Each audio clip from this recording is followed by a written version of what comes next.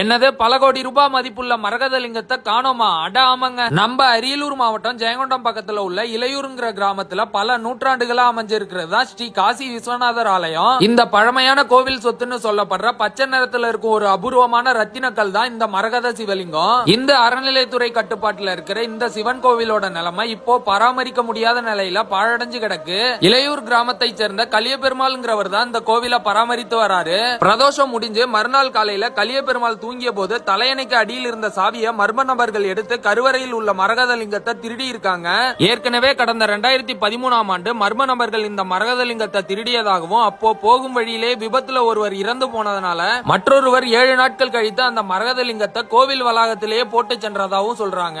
தமிழகம் முழுவதும் பலாயிரம் ஆண்டுகள் பழமையான இந்து கோவில்கள் இடிக்கப்படுவதும் பராமரிக்க முடியாத நிலையில கேட்பாடற்று கிடப்பதும் வாடிக்கையாகவே இருக்கு. கோவிலை கட்டி பாதுகாக்க வேண்டிய இந்து அறநிலையத்துறை என்ன செய்யுதுன்னு தெரியல. இதுக்கெல்லாம் வர எலெக்ஷன்ல மக்கள் பதில் சொல்லுவாங்க.